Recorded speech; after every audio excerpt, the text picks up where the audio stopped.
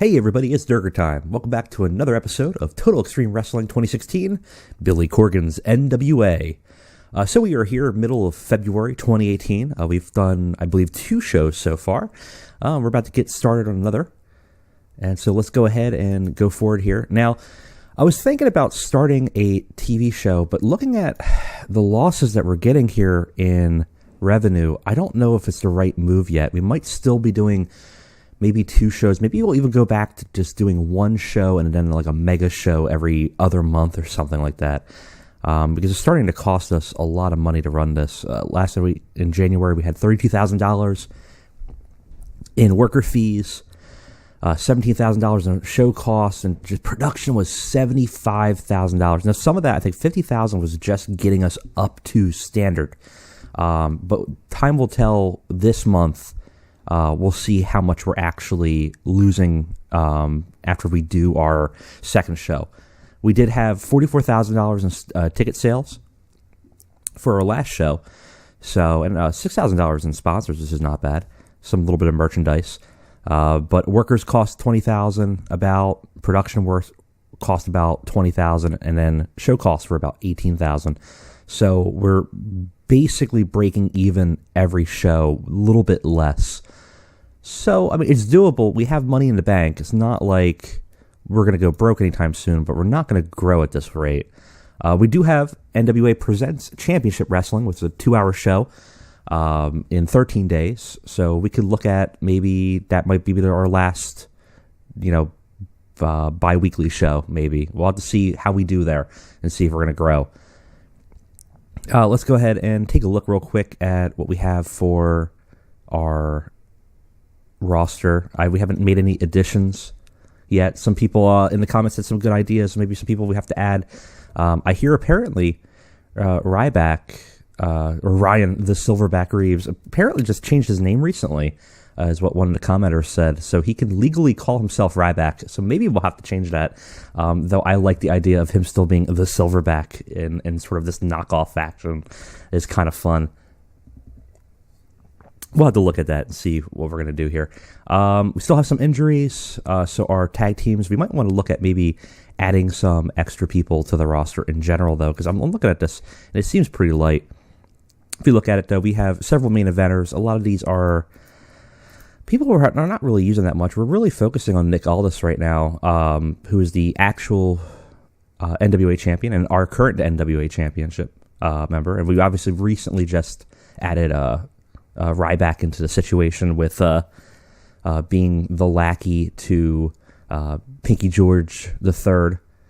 But we still have these guys are, except for Ryback, these guys cost, they're not that bad in terms of the amount of money that we're spending on them. And I think we have a pretty solid mid card.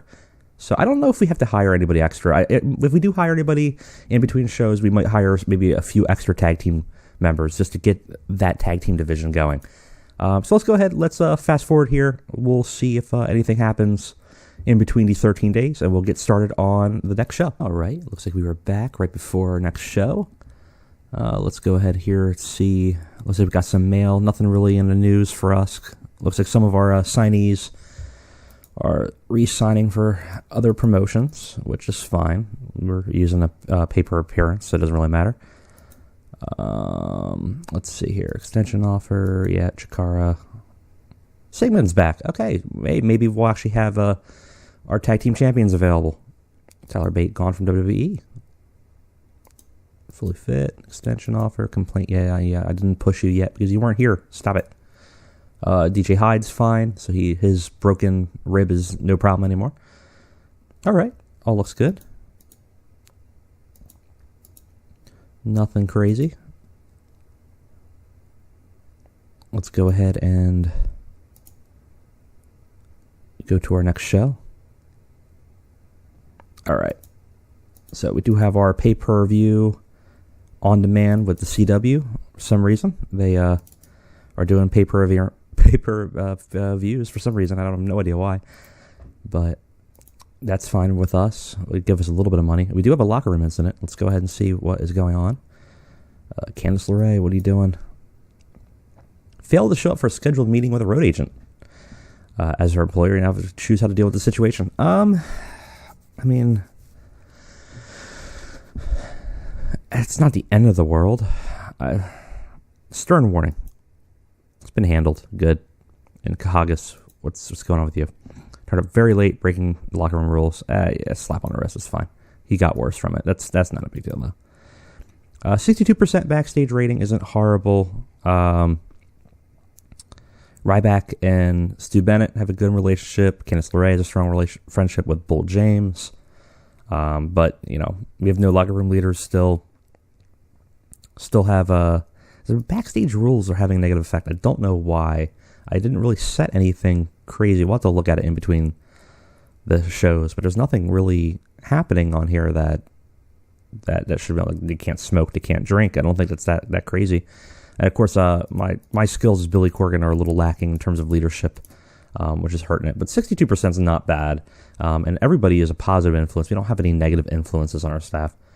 Let's go ahead and see what we're looking like here. 3,000 fans. So it's a little bit less than what we had last time at Championship Wrestling, which was 3,100 people. Which is fine, I guess. What are we picking here? We're picking Minneapolis Convention Center. So it's going to cost us $10,000. Its maximum capacity is 3,400. So that's right within the ballpark of where we're expecting, anyways. That should be fine. Let's go ahead and get it started then. All right, and we are back for our show for Championship Wrestling.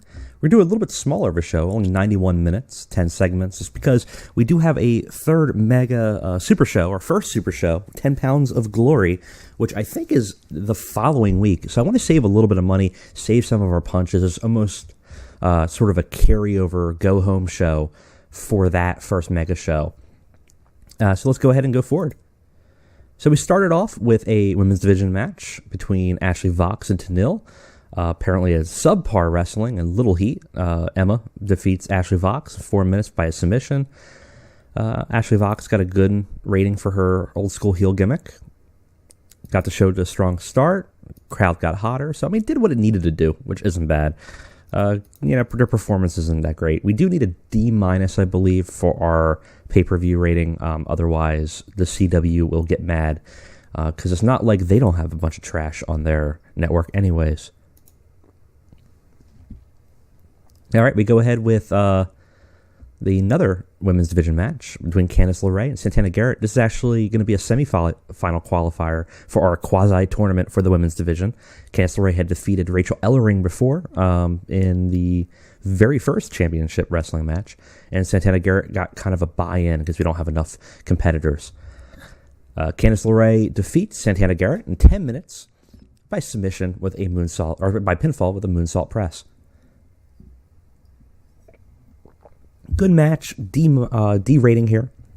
Santana Garrett just debuted, got above average for her gimmick, getting better at it, announcing quality lifted the match, got the crowd hotter, and they're pretty even, D-. Not a bad match for these two.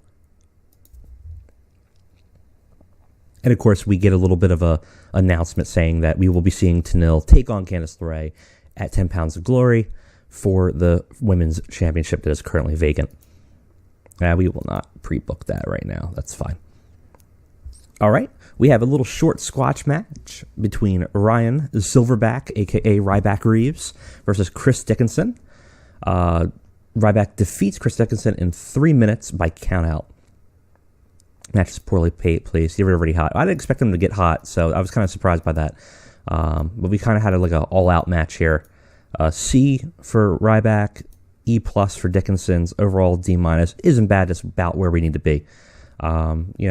Pushes him up, makes him look like a threat. Dickinson seemed a little bit mad, so what we did was we gave him a bit of a pass here. We ended up giving him. I don't think we had him completely dominate. I think we ended up having him still look a little bit strong, still have some moments in there. So it doesn't give him as much of a boost as we might want. But I don't want Dickinson to get mad because we are going to job him out a lot. But he might be our future upper mid-carder if we play him right. We go on to another match with another developmental mid-carder that, we could potentially do something with in the future. We got Josephus versus Ryan Nemeth. Little heat and embarrassing wrestling. Oh no. Josephus defeated Ryan in 11 minutes by submission. So he was barely able to complete the match due to exhaustion. Josephus, man, come on. I have plans for you. You gotta step up here. In-ring performance of an F and Ryan Nemeth of an E. It's not good. We got to get him developed fast. Oh, man. Josephus needs to be booked a little bit smarter. He needs shorter matches are totally exposed. Okay, so we know now not to put him in anything above 10 minutes. We have a little bit of a segment after the match. After the match, Josephus once again pulls out a pendant and begins to lay it on Ryan Nemeth's chest. Before getting a chance to do so, Sami Callihan comes barreling out of the ramp and down to the ring. The two exchange blows, and Callihan getting the upper hand before a mysterious figure in a white robe enters the ring and slams Callihan in the back with a steel chair. The two beat down Callihan, and in the tussle, the cloak's hood is removed, revealing Kahagas, the previous victim of Josephus, still wearing the pendant upon his neck that Josephus placed. The two exit the ring and leave Callihan laid out. So E+, not great, but we do see the machinations of Josephus and his weird spiritualist cult starting to brew here, and the tensions between Callihan and Josephus raising up here. And then we take from that a match for the belt, actually, for the junior heavyweight belt. Decent match. Will Ospreay drew with Marty Scurll, and referee lost control and stopped the match. That's interesting. So the two actually didn't win at all. In fact, Marty Scurll and Will Ospreay actually basically lost control, stopped the match. The junior heavyweight belt is still not on anyone. These two just went to blows, and we're going to have to see a rematch at 10 Pounds of Glory. So really interesting. Good match, looks like here. Great chemistry and showed in performance, which is no surprise at all, knowing both of these guys. I mean, if you saw their Wrestle Kingdom 12 match, I think that was probably the best match of that show. I don't care. Kenny Omega, Jericho is great. Okada, all those matches were fantastic, but that four-way match I thought was another level. I'm surprised not as many people were kind of talking about it as much as they should have. But so these two, right, they're going to be having some battles, I think. We go to another promo match, promotion. Sami Callihan comes back out of the ring, now with bandages around his waist, and cuts a promo. He says he doesn't know what's going on and what the Lord Josephus' weird spiritual cult might have on people, but he's had enough. He calls out Billy Corgan. Billy Corgan does come out to the ring, and he demands a match. He says, and I don't want any match. I want him to suffer in a steel cage. Billy Corgan agrees. So we now have Sami Callihan versus Josephus and his weird cult locked out of the match because at 10 Pounds of Glory, Sami Callihan and Josephus will be fighting in the middle of a steel cage. It's E, not bad. We got our main event, which is a little bit of a little sports entertainment-y match we did, a little tag team match, just to get some people in here that haven't been a chance to fight yet. Nick Aldis and Tyler Bate team up in a tag team exhibition match against Rory Gulak and Stu Bennett. It's a decent match. Nick Aldis and Tyler Bate defeated Rory Gulak and Stu Bennett in 15 minutes when Tyler Bate defeated Rory Gulak in a pinfall with a Tyler Driver 97. So give him a little bit of a push, a little bit of a rub, gets to hang out with the main event scene. Rory Gulak was a weak link, struggling to keep up with everyone else. Good performances all around. Rory Gulak was a little bit of a weak link here, definitely. Average gimmick for Stu Bennett, which is kind of a shame. I think his Bad News gimmick was really good, but we can get him to develop. C- rating, pretty solid for what we've been seeing so far for a main event.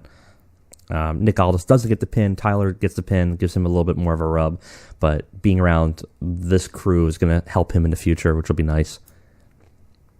And then finally we have a post-match event. After the tag match, Aldis walks to the back, only to be thrown out of the gorilla position by Ryan the Silverback Reeves. The two fight on the ramp, with Reeves looking to be dominant in the exchange, until Tim Storm comes out to the aid of Aldis. The two fight back Reeves, who retreats out of the arena. The two stop and stare at each other, giving each other a mutual nod. Aldis slowly extends a hand. Storm, in fact, takes the handshake, but then aggressively pulls Aldis in, eyeballing the belt draped over Aldis' shoulders. Tim Storm wants Aldis. He wants him fair and square because he believes he's the better man. And he was willing to go out there and help him out because he wants a good match at 10 Pounds of Glory. Yeah, kind of unfitting for Tim Storm from what we've seen so far. We've seen that in his matches, he's been a little heelish. But in his head, he still feels that he's the good guy. He's the better man.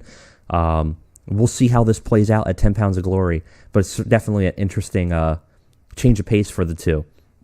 D+ to end the show, which isn't bad for a final promo here. The performance by Reeves was good. I mean, he's got great menace. Nick Aldis is getting better at his gimmick. Not bad at all. Advances the storyline. Obviously, it's going to lead us into 10 Pounds of Glory. Let's go ahead and take a look at the show. D+ just scrapes by what we needed. Increased our popularity in 11 regions, which is awesome. Let's go ahead and give some shout-outs to people. Josephus had a bad showing, but let's give him some encouragement. I really want to develop him more. Of course, let's also go for Marty Scurll and Will Ospreay. I think we both have to just kind of call both of them out here. Good performance. Compliment on a good performance for both of them, and then point out as a good example. Both did well. Interesting with the DQ finish. Going to lead us to another interesting match, and maybe things are going to heat up between these two. Maybe this isn't the last time we've seen them fight. I wouldn't be surprised. And it's wonderful finding out that they have great chemistry because we can really kind of play with that. Josephus is happy. Ospreay's happy. Marty Scurll is happy. No one should be upset because everyone played really good performances here. A couple weak links. We got an E there, a couple E's, but overall, not a bad show. At least it'll make CW happy. Let's go ahead and see how we did.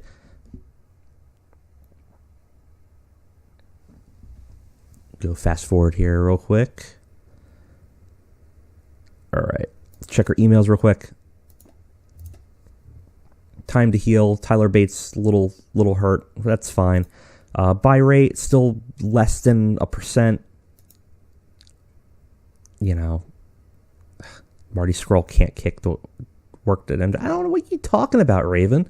Marty Scurll was fantastic. What are you? Are you nuts? I don't know.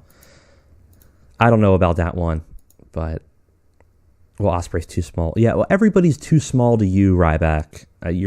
You're beefed up lunatic. Knock it off. So some weird beef from both our road agent and Ryback trying to cause a rift here between Will Ospreay and Marty Scurll. I wonder if they're jealous about how good of a performance they just did on that show. Very odd. So in 6 days, we do have 10 Pounds of Glory happening. I don't know if we're going to have updates. 84,000, so we did another about 40K in ticket sales. Another like 6K in revenue from pay-per-views. And production overall still costs a lot. So we're still losing money, but not hand over fist. I think we can afford that. But we definitely have to look at maybe not doing this three event a month situation. We might have to do, maybe 1 month just a championship wrestling, then a pay-per-view, maybe every major pay-per-view every other month. We could also look at starting a TV show, but I just don't think we're going to have the revenue that's going to back it up. I don't even know who would take us right now. Would anyone actually watch a show for us right now? Let's see. Commercial in the U.S., willing to negotiate. Just the El Rey, which is tiny. They already have Lucha Underground. How about subscription? Twitch and Hulu. So, both small. They might be able to. Of course, the problem is, and this is going to be, if we do decide to go down this route and have a weekly show, what we're going to need to do is find a deeper roster. Because I was looking at it earlier. If we were to look at our calendar, it is pretty rough. There are people not available anywhere. Oh, no. And also, just recently, Marty Scurll is now unavailable on Fridays, which is when we have all of our shows. So, I mean, a lot of these people are just elsewhere, and they are prioritizing those locations over to NWA. So I think going forward, we might need to do a larger roster. We might need to hire some people. So if there are people that you are interested in seeing in Billy Corgan's new NWA that you think might be good for this, let's go ahead and put it in the comments below. Let's take a look next episode, see if we could hire some people up. We might just do an episode where we're just dealing with some maintenance, a little quick one of hiring some rosters. So I definitely want your opinions and suggestions of who you want. I know I saw Tejano in the comments, which might be a really interesting one. We'll have to see if his price is right. Looking for some good lower mid-carders, people that might have potential. We don't want to just flood it with, the dream team main roster. We're not big enough to sustain that right now, and we're definitely not going to be their priority. We definitely want some, sort of young lions that we can kind of groom into the potential heirs of NWA. Right now, anybody that gets big is probably going to get picked right out by WWE and TNA and maybe even Lucha Underground, New Japan. So we got to kind of start developing people, using people that are big name stars when we can, not to put them in the spotlight, but to use them to push, younger competitors forward to start developing some new people. So, I mean, we do have some people in here that we know we want to develop. Ryan Nemeth, we got to give him a push. Right now, we've kind of given him a little bit of negative momentum. He's been sort of a jobber. Maybe we can change that around. Jimmy Jacobs might be, he's a little bit older, but he might still be a kind of a diamond in the rough for us that we can utilize. There's people that we have, and of course we have Tim Storm, and we do have Nick Aldis, and we can be playing off of that. So let me know in the comments below again who you think we should take, who should we add to the roster to try to expand it a little bit more as more and more people are starting to take other priorities over the NWA. Once again, guys, thanks for joining me. See you again soon.